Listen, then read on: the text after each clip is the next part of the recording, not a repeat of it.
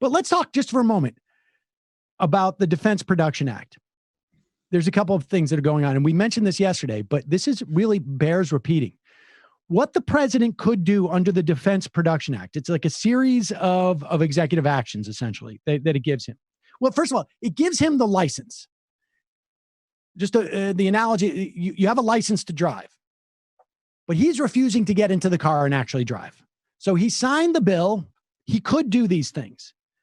What he could do is it gives emergency authority of the federal government to make purchases, offer loan guarantees for purchases in order to create demand for goods that manufacturers might not otherwise produce, like ventilators, respirators, rather. Okay. I'm afraid of if that's the case, or let's say if he had done this 6 months ago, or even 3 weeks ago, or 4 weeks ago, or 5 weeks ago, or really 2 months ago is where he could have done this easily. I am going to authorize loan guarantees for you to produce 5 million masks. It's a 2-month turnaround. We may not need them in 5 months. 2 months. We'll store them ourselves. I will promise you will not lose money making these things. That's what it is, basically. You will not lose money making these. We will guarantee all loans, we'll all that stuff. And it could be other medical equipment, whatever it is, but that's just an example.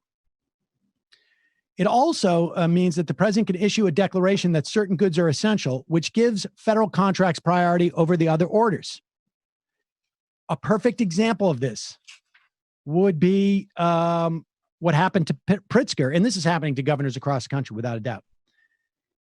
He was looking for ventilators from a CEO, and they don't name the company in this piece from Washington Post. CEO told him that Illinois might have to wait for the ventilators, not because the company wasn't producing them, but because the company might sell the newly assembled units to a foreign customer first because he's being outbid. Yep. This is, like I said yesterday, this is like going on eBay and trying to get this stuff. Mm-hmm. Instead of the federal government saying, hey, we need these in Illinois. We need these in New York. We need these in Washington. We need these in Florida. We need these here. You're going to sell them. We're first in line. You're not going to lose any money. I guess maybe you'll lose the money that you would have had to price gouge because you're going to be able to bid up the prices. But you're going to make this for us. We're going to tell you where it goes. You get price of production plus a reasonable markup. So you're still going to make money. You're going to increase your capacity. And that's what would happen. And Donald Trump is not doing this because the Chamber of Commerce in the United States is very simple.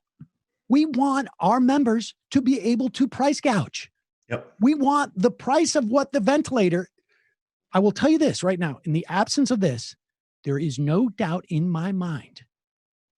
And under this authority, they could have gotten loans, low-cost loans that would have been guaranteed to expand. If they're spending any more money in ramping up their production capacity, they would have gotten that covered.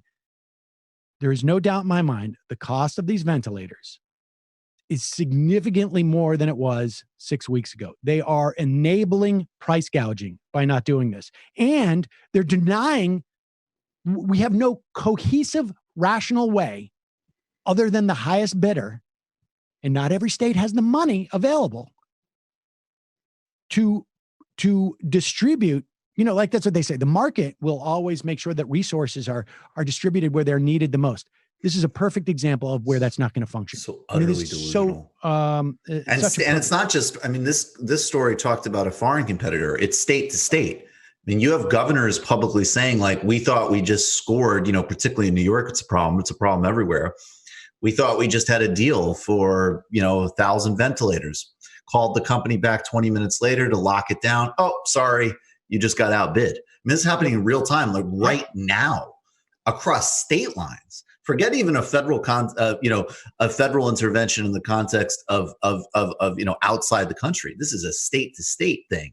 Oh, right. No. The point is that the Yeah. federal government could come in and say, Yeah. your company is going to produce this under the federal auspices. We're going to tell you where it goes because we have a comprehensive awareness as to where the needs are. Yeah, we see the whole map, and this is where it needs to be rapidly deployed. And any government, just a very narrow case about China. It's a much bigger conversation, but like they've contained it because they've literally built new hospitals in matters of days, and because they command and commandeer resources where they need to go. And in that extremely narrow sense, that's what you need.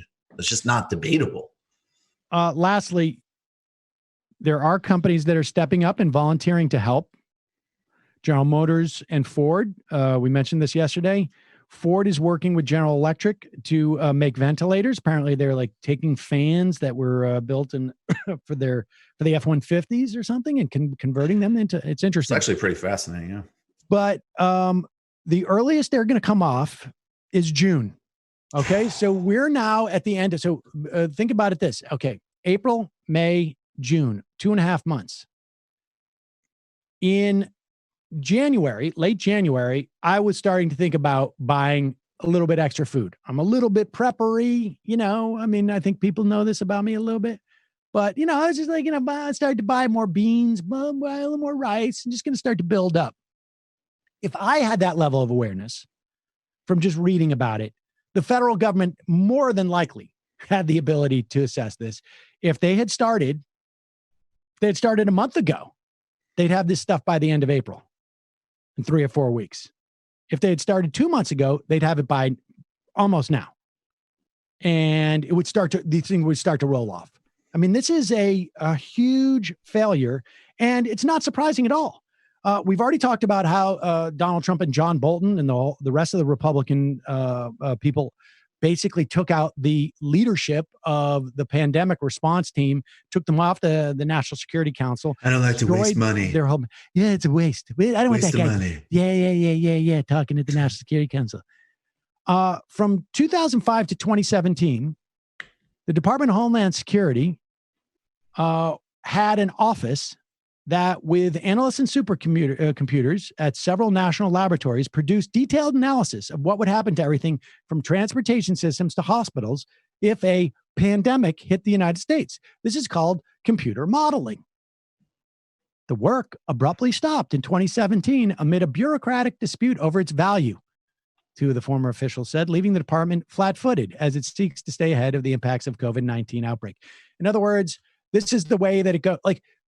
And I think people are starting to realize this on their own personal level, right? Like first it's like, okay, I realize that let me put it this way. If you had a computer model as an individual in your household, what you would realize is toilet paper is going to be one of the first things that sells out.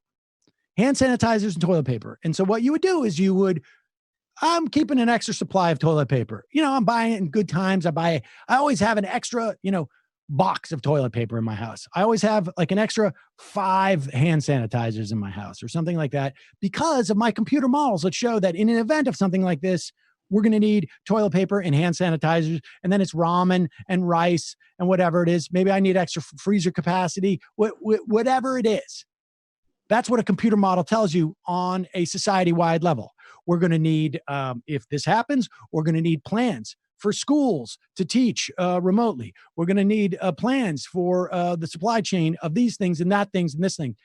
And they got rid of it. And I think, there's a lot of ideological lessons here too. I mean, the analog is in the UK, where they still have a little bit more sort of activity. They have a unit that goes back to the Tony Blair days, but it survived to this day, where the whole idea is that we have behavioral economics and we can just nudge people. Big problems can be solved in small ways. This is like a Cass Sunstein book that Obama loved. And this is one of the units that generated while the rest of the world, or continental Europe is overreacting and putting people into self-isolation, we're going to isolate vulnerable people. And, somehow you do that because vulnerable people don't have like family members and other interactions. You can just isolate them. And also we're going to teach schools how to do different wipe down methods. And that will be our nudge.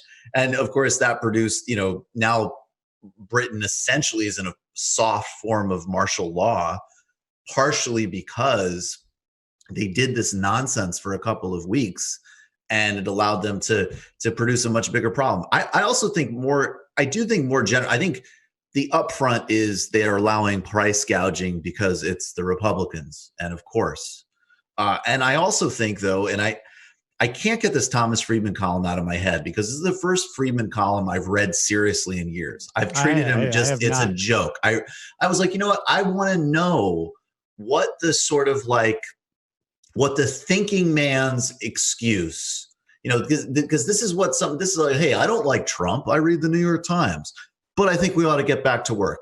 I want to know what experts he talked to. And, and he did. He found some people with prestigious affiliations to sort of feed this narrative. And what really struck me, some of the most cynical, like, it's also really bad for people's health.